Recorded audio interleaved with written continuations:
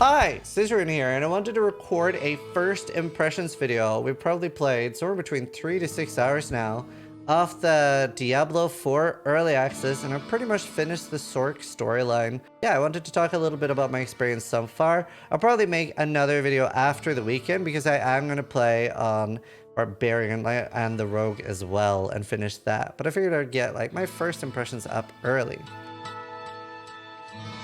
So first, let's talk about the items. This is actually better than expected, but also worse in some ways. So the filler stats, especially while leveling, very awful and boring. It is literally up arrow equals good.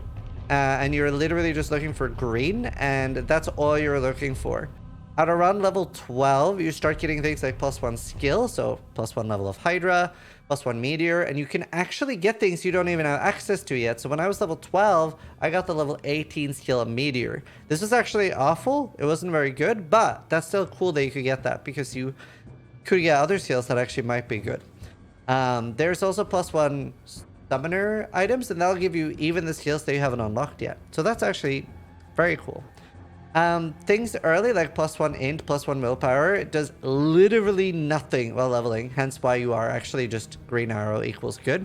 Getting int is like, you get such small amounts early and it's 0.1% increased damage or 0.1% increased regen.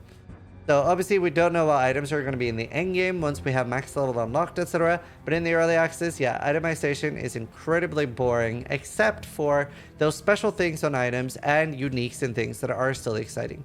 The fact that you can extract the exciting part of the item does make that loot becomes a little bit homogenized.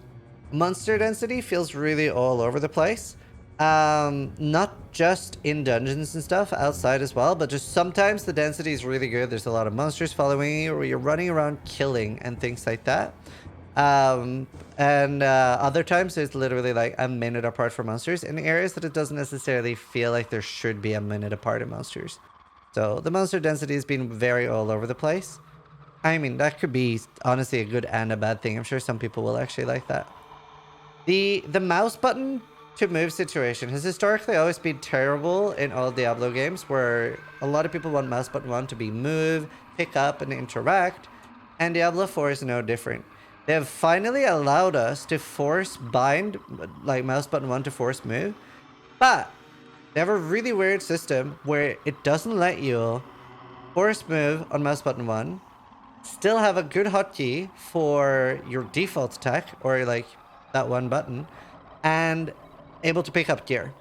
So it's really hard to explain without, but if you try to play around with rebinding mouse button 1 to force move, you'll see exactly what I mean, and it is super question mark. Why are you dying on this hill so hard? So at the moment, you can have mouse button 1 to be move only, not use an ability, and pick things up.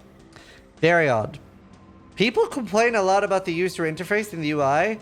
This is a very weird concern to me. I am so confused. I don't understand what people are talking about.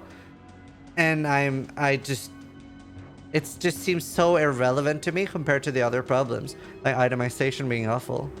And it's just weird. One thing that is very, very bad in my opinion is that there is no center overlay map. This is an affront to ARPGs. My favorite way to play ARPGs is with a huge ass map in the middle of my screen obstructing my view, and I can focus on knowing exactly where I am going, and that's just really weird to me. It probably sounds like a joke, but I'm actually serious.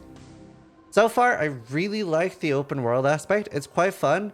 I do, however, personally wish that it didn't scale at all. So far, lower level zones are scaling up to my level. Now, this is good from an XP point of view. Personally, I really don't like scaling in games. I like there being super high level zones that I'm scared of, and low level zones that, especially if I've struggled on a monster and something almost killed me, I can go back at a higher level, one shot it, and be like, yeah, remember me, bitch? I'm not a big fan of the scaling. The zones themselves, though, quite fun, and I really like running around exploring them. As a problem here, it is more like an MMO.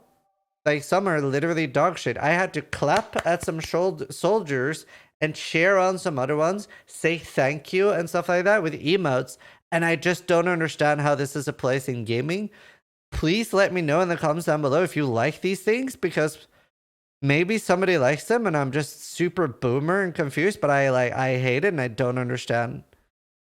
Loot was not entirely personalized. I was actually pleasantly surprised by this. I did pick up an item which is necro only. The reason why I don't like personalized loot is the main reason that I ever try different characters is because I found something really cool on my main character and I want to make a new character around it.